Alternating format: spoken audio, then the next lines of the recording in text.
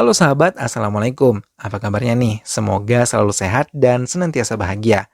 Terima kasih sudah subscribe dan selalu setia menyimak video-video SLMT TV tanpa skip. Kali ini SLMT TV kembali hadir menemani waktu bersantai sahabat sekalian dengan sebuah film yang berjudul Karma Yoda. Film ini menceritakan tentang perjuangan seorang ayah untuk menyelamatkan putrinya yang diculik oleh komplotan penjahat sindikat perdagangan manusia. Ia harus berjuang untuk mendapatkan anaknya kembali yang hampir dijual ke luar negeri. Seperti apa kisah selengkapnya? Berhasilkah ia menyelamatkan putri tersayangnya? Simak alur ceritanya berikut ini ya. Tapi sebelumnya ingat selalu untuk klik like, comment, share, dan juga subscribe. Kalau sudah, langsung saja kita masuk. Ini dia alur ceritanya.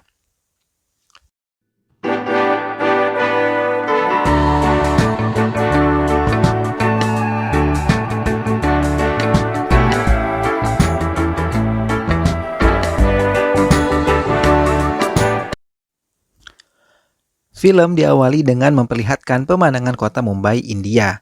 Kemudian terlihat seorang pria melangkah dengan pasti menuju suatu tempat dengan membawa tas berwarna hitam. Tak lama pria tersebut menaruh ponsel di tempat tersembunyi, yaitu di patung kepala kuda, dan menaruhnya tepat di bagian mulut patung.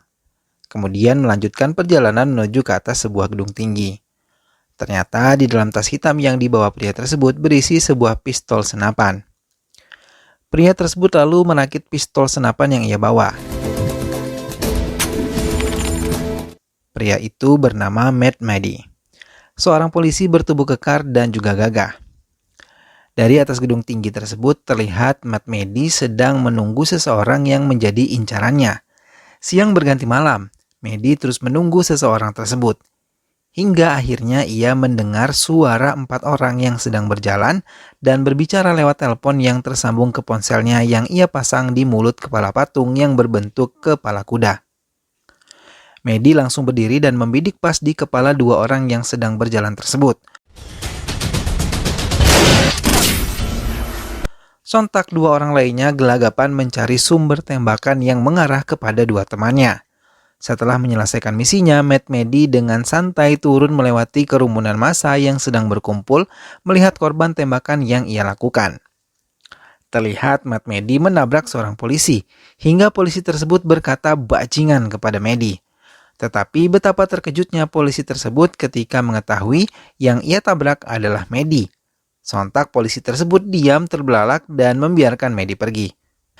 Maddy rupanya mendatangi kantor polisi. Terlihat di sana betapa Maddy dihormati oleh polisi lainnya, karena Maddy adalah komisaris polisi yang sangat terkenal. Kemudian saat sedang berjalan, Maddy didatangi oleh salah seorang polisi dan menanyakan dari manakah Maddy selama 2 hari ini menghilang dengan posisi telepon yang terhubung, tapi tak mendapatkan balasan darinya. Dan polisi tersebut bertanya apakah hubungannya Maddy dengan 2 orang yang tertembak mati, yaitu Yusuf Patel dan anak buahnya. Kemudian Maddy terlihat memasuki ruangan komisaris yang tengah mencari keberadaannya. Komisaris menanyakan dari manakah 24 jam ia menghilang dengan telepon yang terhubung tapi tidak ada respons.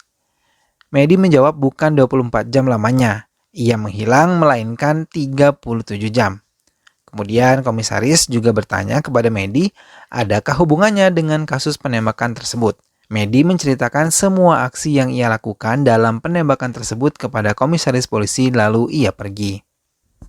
Scene berpindah memperlihatkan seorang kepala sekolah sedang berpidato di depan para siswa dan juga para dewan guru. Di antara pidatonya, ia menyebutkan kebanggaannya terhadap salah satu muridnya yang bernama Shalini Nair. Shalini cemas menunggu kedatangan para kakaknya pada saat acara itu tengah berlangsung.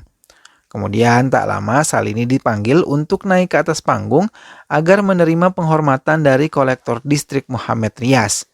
Terlihat di sana betapa bangganya Ibu Shalini melihat anak perempuannya mendapatkan penghargaan tersebut, begitupun juga dengan teman-teman dan dewan guru yang berada di tempat tersebut. Kakak dari Shalini saat itu sedang asik bermain alat musik dalam acara konser meriah di tepi pantai. Di samping panggung, para kakak Shalini dan juga vokalis bandnya terlihat sedang menghitung pendapatan dari konser tersebut. Tak lama kemudian, datanglah gerombolan pria yang terlihat sedang mabuk dan mengusik, mencoba menggoda vokalis wanita band kakak Shalini.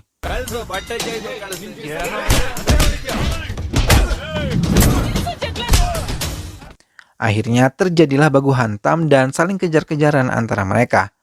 Untunglah datang para polisi ke arah mereka sehingga para pria asing yang berbuat ulah lari tunggang langgang karena takut kepada polisi. Para kakak Salini akhirnya pulang ke rumah bersama Pak Polisi yang menolong mereka di pantai tadi. Saat sampai di dalam rumah, Salini menunjukkan piala penghargaan yang ia dapatkan dari sekolahnya. Ketiga kakak laki-lakinya sangat senang akan hal tersebut. Hingga salah satu kakaknya yang bernama Manu menghadiahi Salini sebuah handphone. Hari pun berganti, Salini pergi ke sekolah. Ia bertemu dengan kawan-kawannya di sekolah. Ia juga menunjukkan handphone baru hadiah dari kakaknya. Terlihat dari kejauhan, teman pria Salini bernama Dani melihat Salini yang baru saja mendapat handphone baru. Dari menelpon temannya, tak lama ia menghampiri Salini untuk melihat handphone baru tersebut. Tak lama ia merebut handphone Salini dan terlihat mengetik sesuatu di handphone Salini. Setelahnya, Dani menelpon seorang bernama Kristi dan berkata bahwa ia bisa mencatat nomor seorang gadis yang sudah ia kirim kepadanya. Scene berpindah memperlihatkan seorang gadis sedang menunggu ibunya untuk menjemputnya dari sekolah. Tak lama kemudian datanglah seorang wanita asing yang menghampiri gadis tersebut lalu berkata bahwa ibu gadis tersebut mengalami kecelakaan. Terlihat dari kejauhan pria berambut panjang sedang mengawasi gerak-gerik gadis tersebut dan wanita asing yang mendatangi gadis itu. Karena dipaksa akhirnya gadis tersebut ikut dengan wanita asing tersebut. Saat di dalam mobil gadis tersebut menelpon ibunya. Melihat hal itu, wanita asing tersebut merampas handphone gadis itu. Dengan handphone yang masih tersambung dan mendengar jeritan putrinya, ibu gadis tersebut sontak berteriak karena pasti hal berbahaya sedang terjadi kepada putrinya. Benar saja, ternyata gadis tersebut diculik. Lewat berita, di India telah terjadi 3 kasus penculikan dalam waktu dekat ini. Scene berpindah, terlihat Matt Medi bersama gerombolan polisi lainnya sedang mengusut kasus penculikan ini. Mereka mendatangi beberapa tempat untuk mencari bukti kasus penculikan yang terjadi. Matt Medi mencari seseorang yang bernama Chandra Raji, seorang pria tua yang kerap menculik anak gadis untuk dijadikan budak seksnya. Tak lama Medi menemukan Chandra Raji yang sedang melakukan aksi bejatnya. Akhirnya Chandra Raji berhasil diringkus dan dibawa oleh Medi. Tapi sebelum membawanya masuk ke dalam mobil, salah seorang anak buah Chandra Raji berkata bahwa anak buahnya telah memberitahu apa yang terjadi kepada seseorang yang bernama Khayas Bai. Muak dengan ucapan dan gelagat Chandra Raji, akhirnya Medi menembak Chandra Raji tepat di bagian kemaluannya. Medi dan timnya kembali mengusut kasus tersebut. Ia dan timnya mendatangi beberapa tempat. Selanjutnya terlihat ia mendatangi sebuah klub malam untuk mencari seseorang yang bernama Salu. Kemudian terlihat gadis asing yang pada saat itu menculik gadis di depan sekolah. Ia sedang asik menari di tengah kerumunan di dalam diskotik tersebut. Seseorang yang mengintai gerak-gerik wanita asing penculik gadis tersebut ternyata adalah salah satu anak buah Medi. Pria tersebut berkata kepada Medi bahwa wanita itu adalah penculik gadis tersebut. Secara perlahan, Medi dan timnya meringkus gadis itu dan seorang pria lalu membawanya ke toilet diskotik.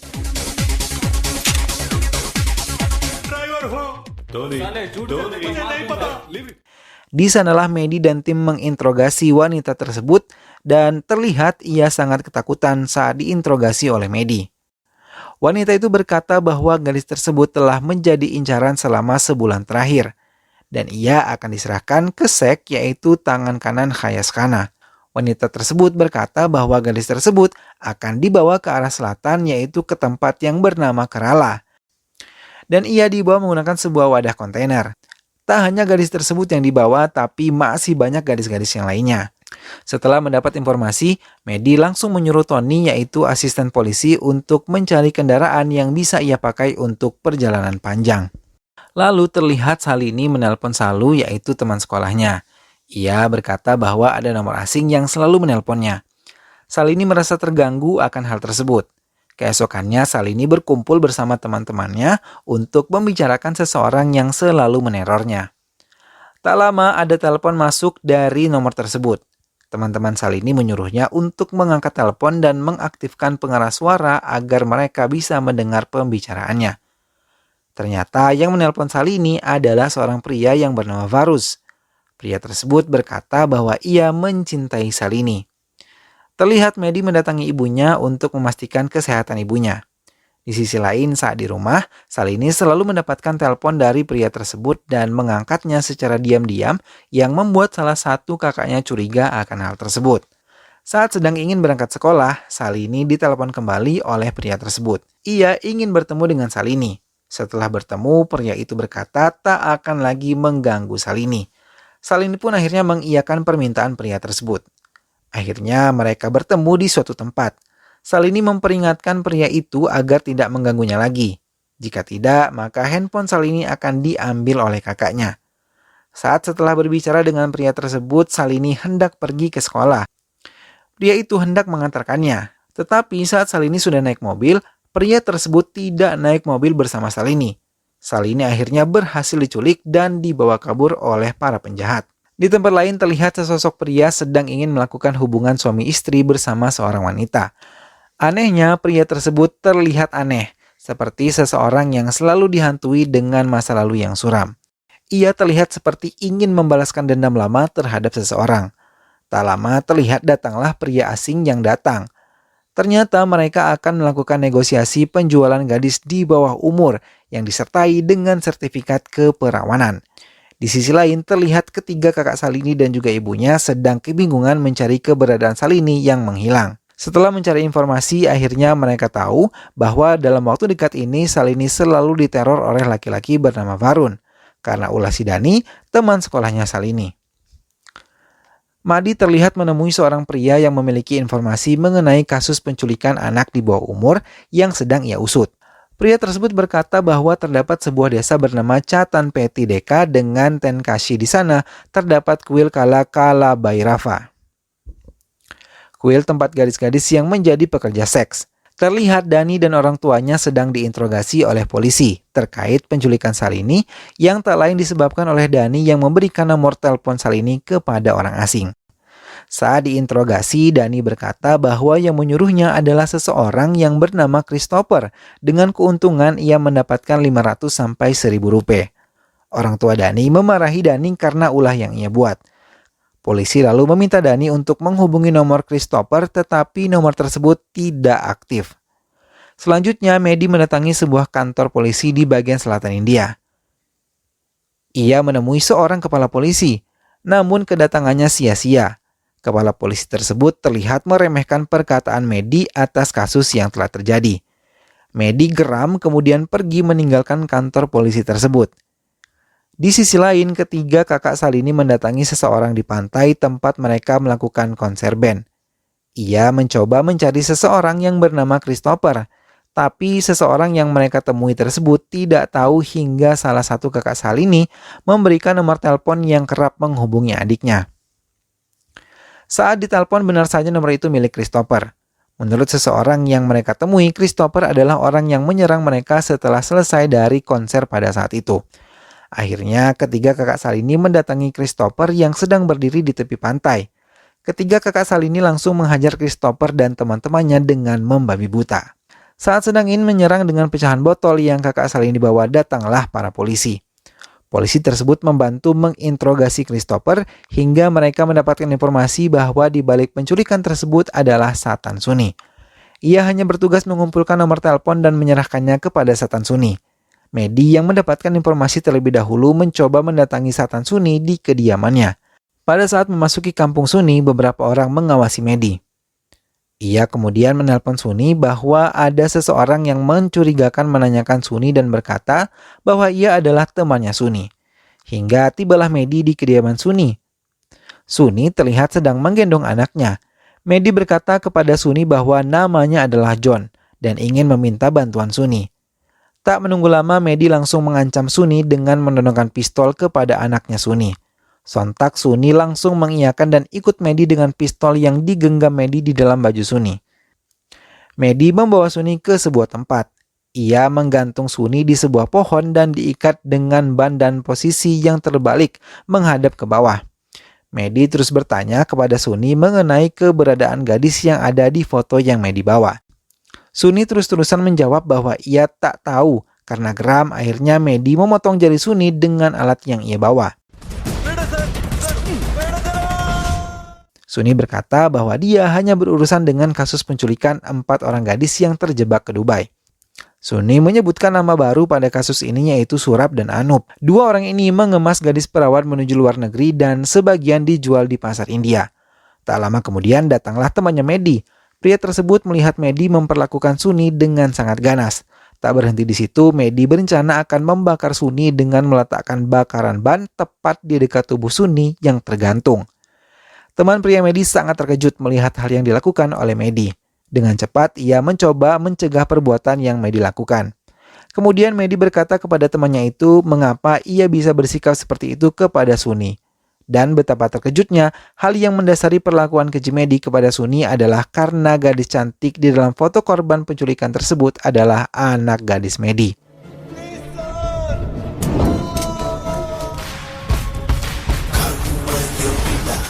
Scene berpindah memperlihatkan seorang pria yang dibutakan akan seks sedang mengawasi keempat wanita yang terjebak ke Dubai dan juga Salini.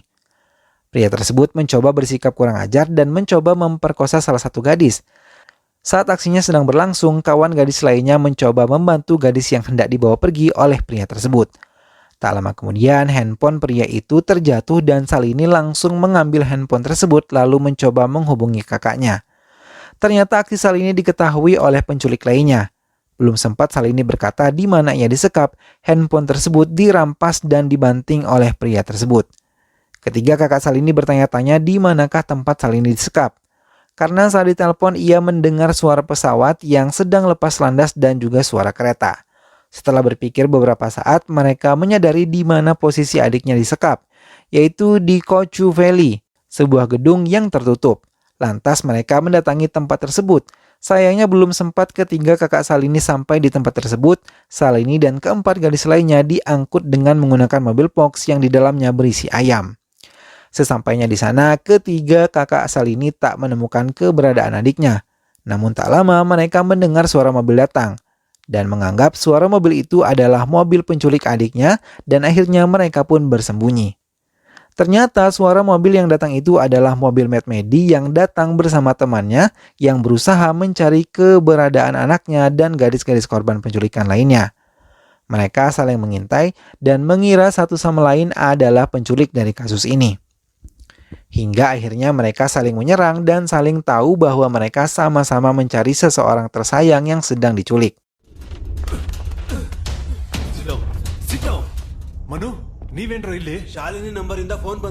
Ternyata teman Medi kenal dengan ketiga kakak Salini. Ia berkata bahwa mereka akan berguna dalam pencarian tersebut karena mereka akrab dengan jalan yang ada di Kerala dan Tamil Nadu. Di sisi lain, ternyata para gadis yang diculik tersebut diberi injeksi berupa suntikan agar mereka tertidur dan tak memberontak. Tak lama saat dalam perjalanan, mobil yang berisi gadis-gadis tersebut pun berhenti. Ternyata mereka ingin memasukkan satu korban penculikan lagi ke dalam mobil box itu, yang tak lain dan tak bukan adalah anak gadisnya Medi. Saat sedang dalam perjalanan bersama dua kakak Salini, Medi mendapat telepon dari temannya bahwa gadis-gadis korban penculikan akan dibawa ke daerah yang bernama Thothukudi, yang tak jauh dari jalur laut internasional dan akan diserahkan ke kapal di perairan internasional. Seorang pria dan pasangan wanita yang tak lain tak bukan adalah dalang dari penculikan gadis remaja sedang melakukan aksinya. Pria tersebut terus menanyakan perihal penculikan gadis Mumbai yaitu anak Medi, karena ia harus segera dikirim dari pelabuhan India secepat mungkin. Mobil yang mengangkut para gadis terlihat berhenti sejenak untuk sekadar berhenti di tepi danau agar mereka bisa minum air danau sejenak. Salah satu gadis tersebut mencoba kabur tetapi kembali berhasil ditangkap. Saat sedang akan masuk ke dalam mobil, pria yang haus akan seks tersebut mencoba mengganggu Salini. Hingga salah satu gadis yang terjebak di Dubai memberanikan dan mengorbankan dirinya menggiring pria bejat tersebut ke tepi jurang dan membawa mereka berdua jatuh ke dalamnya.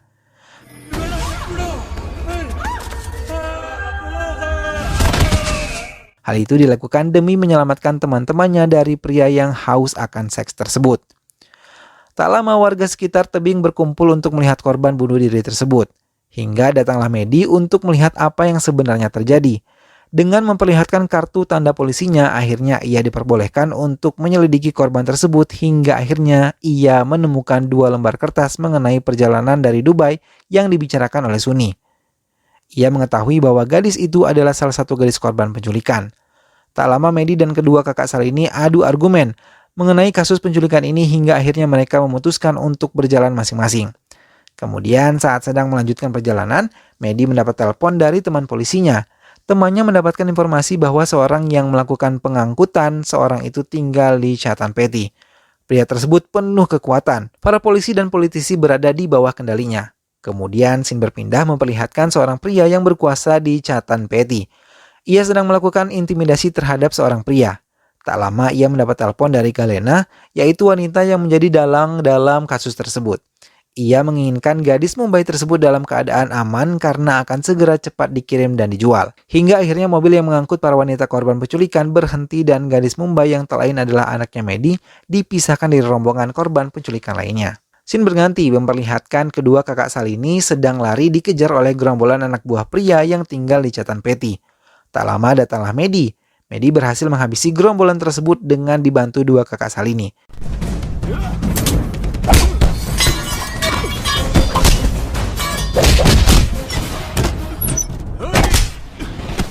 Hingga akhirnya ia mendatangi pria Chatanpeti tersebut, lalu menonjoknya pas di bagian wajah pria tersebut. Pria itu dibawa Medi dan diancam dengan sebuah mesin penggiling dan berhasil membuat pria tadi ketakutan. Lalu ia mengatakan siapa dalang di balik kasus ini. Ulah dari kasus ini adalah Gayas Gana dan Galena. Medi menyuruh pria tersebut untuk menelpon Galena dengan berkata bahwa temannya dari Bangalore yang tak lain adalah Medi menginginkan seorang gadis kecil dari Trivandrum yang tak lain adalah Salini dengan harga 10 lakh. Galena pun mengiyakan. Kemudian Medi bersama pria tersebut berangkat menuju kediaman Galena dengan membawa uang 10 lakh yang berasal dari pria Chatanpeti atas desakan dan ancaman Medi. Sebelum menuju rumah Galena, Medi menyusun rencana kepada dua kakak Salini untuk mengawasi Selvam yang mungkin saja membawa anak gadisnya. Akhirnya mereka berpisah dengan mengendarai mobil menuju tujuan mereka masing-masing. Medi dan pria Chatanpeti akhirnya sampai di kediaman Galena dan Gayas Gana. Medi langsung menemui Galena dan tak lama mereka menunjukkan Salini yang akan mereka tukar dengan uang 1 lakh yang telah dibawa. Tak lama Salini kembali dimasukkan ke dalam kamarnya. Kemudian Medi berkata ingin melihat Salini secara langsung. Medi berhasil menemui Salini. Ia berkata ia akan menyelamatkannya dan berkata bahwa kedua kakaknya yaitu Manu dan juga Kartik ada bersamanya. Tak lama Medi menelpon kakak Salini untuk datang membawa adiknya dari tempat itu. Pria Chatanpeti tersebut secara diam-diam berkata kepada Galena bahwa Medi adalah pria yang berbahaya. Hingga Galena berteriak menyuruh Surab untuk memeriksa dan mendatangi Medi dan Salini di dalam kamar.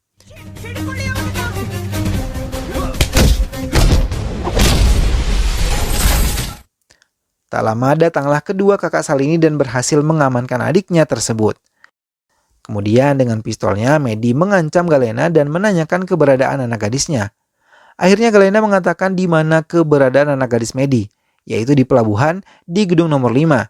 Jika Galena berbohong, Medi berjanji akan kembali untuk menghabisinya. Tak menunggu waktu lama, Medi langsung menuju pelabuhan dan gedung nomor 5. Sampai di sana, Medi tak menemui siapapun. Tapi tak lama terdengar seorang memanggil namanya. Berkali-kali, berulang kali, tapi Medi tidak menjumpai siapapun. Hingga akhirnya diketahui wujud dari suara tersebut adalah Gayas Gana. Dengan wajah yang penuh dendam dan amarah, Gayas Gana berkata kepada Medi atas perbuatannya kepada Gayas Gana hingga Gayas Gana tak tahu apakah ia perempuan atau laki-laki. Ia berusaha mengingatkan hal itu kepada Medi. Medi pun bingung apa yang dibicarakan pria yang ada di depannya. Kemudian Gayas Gana menceritakan semuanya saat ketika ia akan melakukan perbuatan asusila pada anak gadis berumur 13 tahun. Medi saat itu datang untuk menyelamatkan gadis tersebut. Dan Medi menyerang Gayas Gana dengan memutar tangan Gayas Gana dan pisau tersebut mengarah ke kemaluan Gayas Gana. Gayas Gana telah lama menunggu hal ini. Ia ingin membalaskan dendamnya karena Medi telah menghapus seksnya dan menunggunya 8 tahun terakhir. Terjadilah saling serang antara mereka berdua.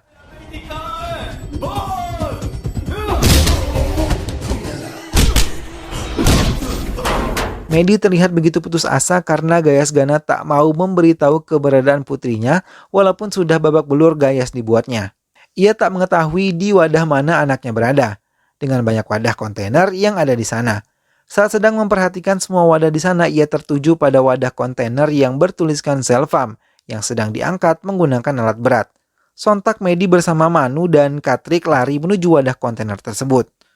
Madi menyuruh Manu dan Katrik untuk menghentikan pengangkutan wadah tersebut dan menurunkannya. Medi lalu berusaha membuka gembok pada wadah tersebut, hingga pintu wadah kontainer tersebut bisa terbuka. Benar saja putri kesayangannya berada di dalam wadah tersebut. Dan dalam keadaan memprihatinkan, lemas pucat serta tak sadarkan diri. Tak lama setelah dibangunkan oleh Medi, putrinya pun terbangun dengan tak berdaya.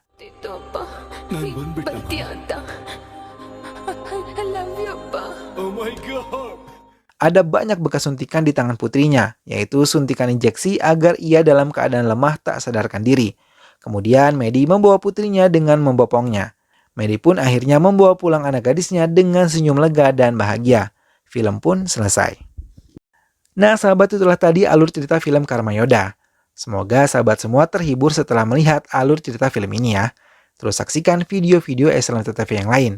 Dukung terus SLMTV dengan cara klik like, komen, share, dan juga subscribe. Sampai jumpa lagi di video-video selanjutnya. Terima kasih sudah menyimak video ini sampai akhir. Sampai jumpa lagi sahabat, sehat selalu dan wassalamualaikum.